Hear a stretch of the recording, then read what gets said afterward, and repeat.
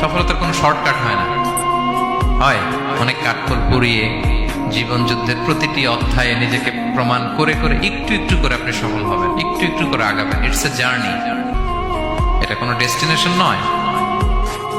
এবং সফল হওয়ার পথ পরিক্রমায় কোনো লিফট নেই, সিঁড়ি বেয়ে উপরে উঠতে হয়। কি বেয়ে? কিন্তু আমরা সফল হতে চাই কিভাবে? ডাইরেক্ট 100 তলায় তো আমি সফল, উপরে সবার উপরে আমি, এইভাবে চাই সফলতাটা। সবার উপরে উঠে যাব, গোল্ড মেডেল গলায় পরাই দিবে, আমরা সাকসেসফুল না। সফলতার রাস্তায় কোনো লিফট থাকে না। কি দিয়ে উঠতে হয়?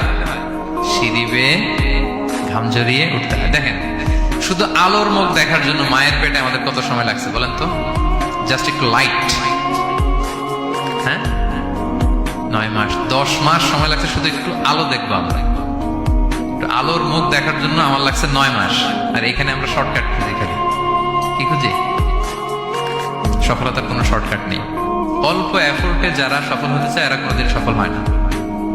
ইউসুফ আলাইহিস সালামের জীবনীটা একটু খেয়াল করেন, একটু একটু করে তিনি সামনের দিকে গিয়েছেন এবং সবশেষে ইজিপ্টের ফিনান্স মিনিস্টার হয়েছে।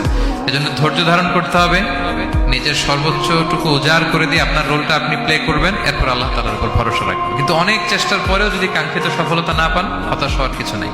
কারণ বিশ্বাসীর সফলতা শুধু দুনিয়াতে না, বিশ্বাসীদের সফলতা আখিরাত পর্যন্ত বিস্তৃত। ওইটা আসল সফলতা। ফামান যুহজিহা আনিন নারি ওয়া উদখিলাল জান্নাতা ফাকাদ ফাজ। যে জাহান্নাম থেকে মুক্তি পেল, জান্নাতের নিশ্চয়তা পেল, সেই সফল। আমরা যেন সেই সফলতার জন্য অপেক্ষা করি, আমরা যেন দুনিয়া আখিরাত উভয় জাহানে সফল হতে পারি। আল্লাহ তাআলা আমাদের সবাইকে কথাগুলো বোঝার ও আমল করার তৌফিক দান করুন। হাযা মা